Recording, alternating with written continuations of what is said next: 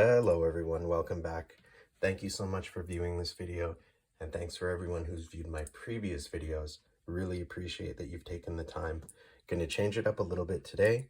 I do have some of my silver coins here for you for your viewing pleasure, but I thought I would show you what really got me into my silver and gold stacking, and that was my coin collection.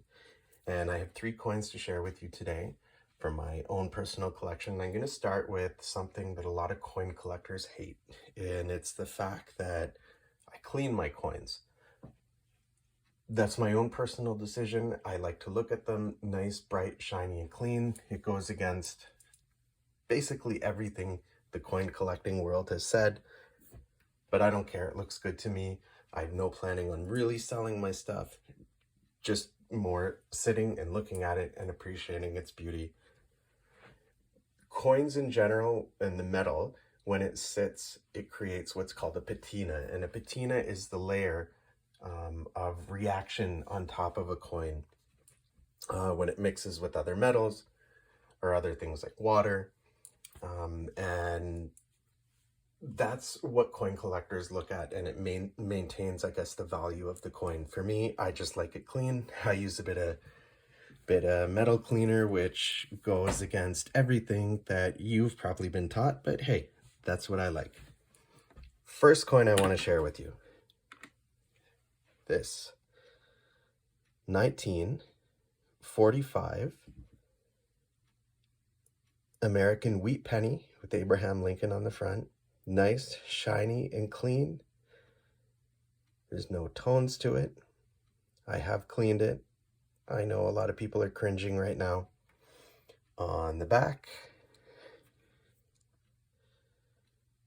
1 cent, United States of America. This came from the Philadelphia Mint in the US. So a lot of coins in America or in the United States will have little mint markings on them. And they usually, for the penny, will just be above the year. Oops, get that in the shot for you. So just above the year.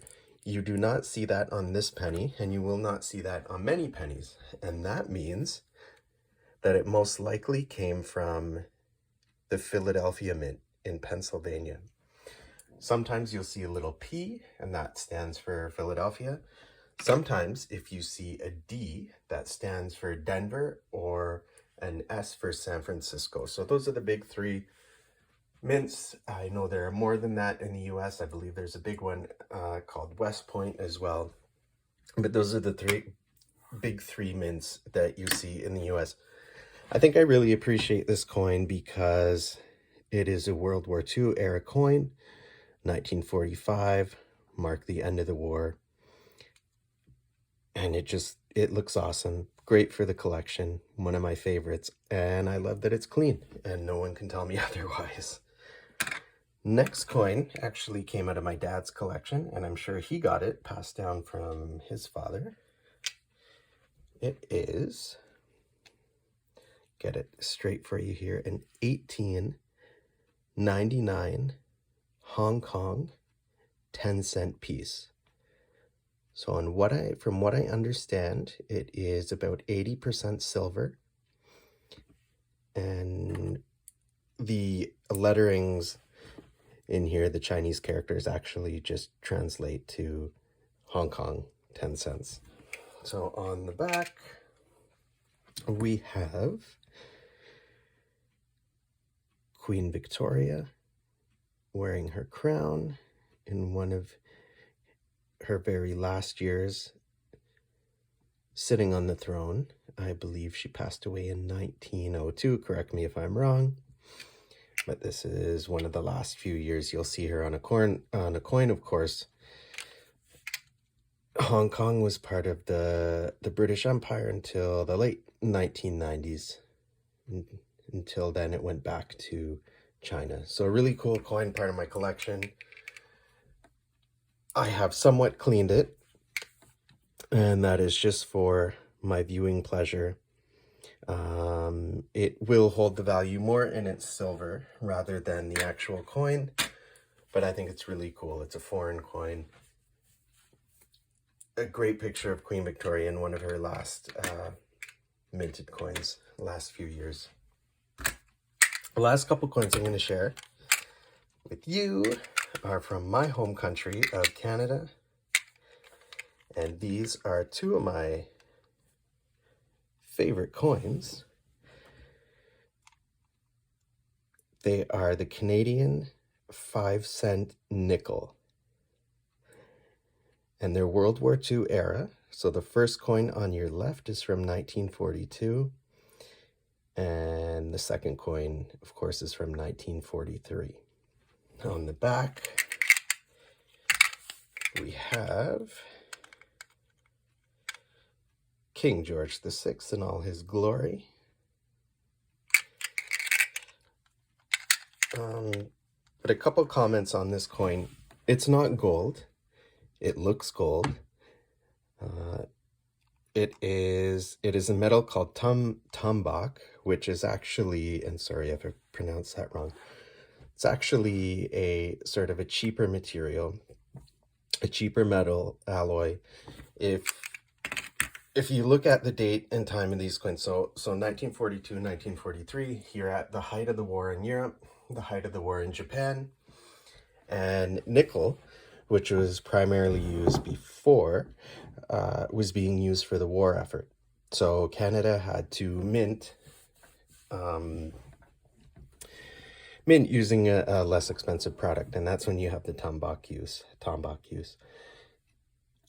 I think it only lasted until the end of the war, but I think it's one of the most beautiful coins, just simply because it looks gold. So on the left, you have your traditional beaver, which is still on the nickel today. And on the right, we have a new design. So Canada, 1943. The V, of course, represents the Roman numeral for 5, but also it meant victory, as in victory in the war. So I actually posted this on my Instagram account. And yes, I'll shamelessly plug that if you have the chance. It is at the Silver Smitty. And I posted this on my account, and someone, actually, I'll give you his link. It's at coin_talk, and I'll throw that in the description as well. Commented on my coin, and I'll try to hold it up here. But just on the outside, you'll see dots and dashes. And this was something that I didn't know, but thought was super cool. And the dots and dashes, of course, are Morse code. And it translates into "we win when we work willingly." And that was a great motivational piece in the war. So sort of a hidden message within the coin. I think it's beautiful. They ran this coin up to 1945, then went back to the traditional beaver in 1946. So super awesome coin.